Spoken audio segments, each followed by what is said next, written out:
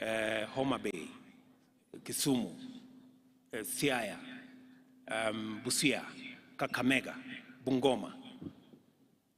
We are spending 120 billion every year to import edible oil. We can produce this edible oil in Kenya. Those 6 counties, including the ones at the coast, from Lamu, Tana River, Kilifi, a bit of Mombasa, and Kwale, we can produce. And we are now working on a program, and I want to ask my friends, the governors, to work with us so that we can stop importing products that our farmers can produce. Palm oil is one space we're going to work on with you. We have already identified where we are going to get the seeds. We want to work with you to get the farmers, to get the areas. We've already done a bit of work in that space, number 1. Number 2, sunflower. We are already importing seeds, 200,000 tons. We want to begin the planting. We have identified the counties, we've sensitized the counties to begin in October to plant for sunflower. Go down to canola, go down to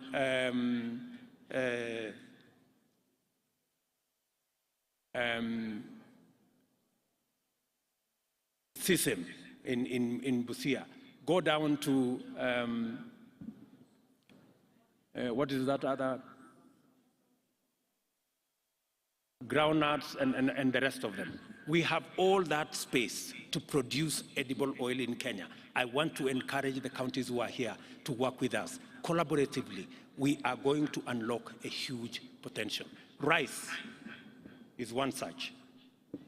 We have 120,000 acres in Tana River. We have an extra 20,000 acres in Kirinyaga. We have almost 20,000 acres in Busia. We have another 20,000 acres in Ahero. We have almost 30,000 acres in Kucha. I think that must be in Migori. With 200,000 acres, we can produce 800,000 tons of all the rice that we today pay 70 billion shillings every year to import.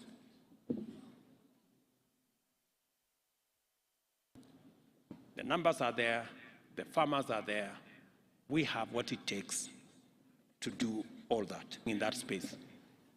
Good people, we must stop importing these 520 billion shillings every year that our farmers can produce in Kenya, and we need to work together to make sure that that's not what happens.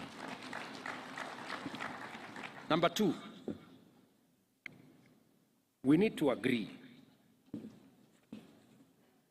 on being deliberate and intentional about creating opportunities for our young people to find jobs and work. You heard my elder sister Meg, what she said here. By the way, many people may have been wondering whether she was talking about Kenya or another country. For your information, she was talking about Kenya.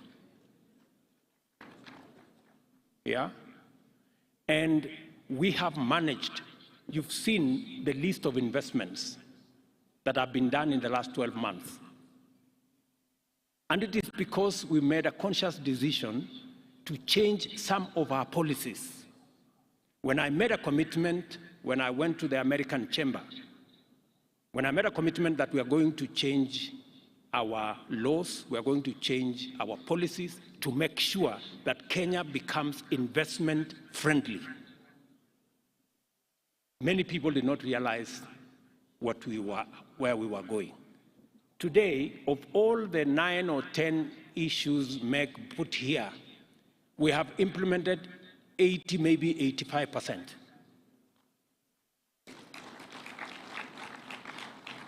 We are remaining with 1 or 2, which take a bit longer.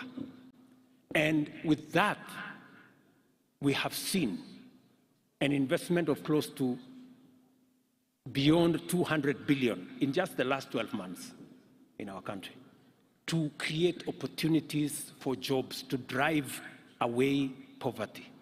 We must be intentional, my governors. We must be intentional about creating opportunities for young people in Kenya, for Kenyans to have access to work. That is why we are rolling out housing. And I am very happy we have a partnership with counties on matters of housing, because our intention is to create 1 million jobs from our housing plan. Number two, we are targeting, because when you heard the American ambassador say companies are giving accounts, witness accounts, that our Kenyan workforce, human capital, is the best globally, we must be deliberate about how do we harness this world-class human capital to drive our economy and to drive our progress. How do we do it? Number one, we made a conscious decision this year that we are going to invest more in sharpening that human capital by investing more in education. It is the reason why our budget this year on education went to 630 billion, the highest in the history of Kenya. Because that human capital cannot become what it is unless it is sharpened using training, education, knowledge acquisition. It is the reason why we have hired 56,000 teachers. It is the reason why you had the earlier presentations here. We intend to create another 1 million jobs in the digital space. That is why we are going to be investing in at least an ICT hub in every ward. I want MCAs to listen to me. You must demand where is the ICT hub for your ward.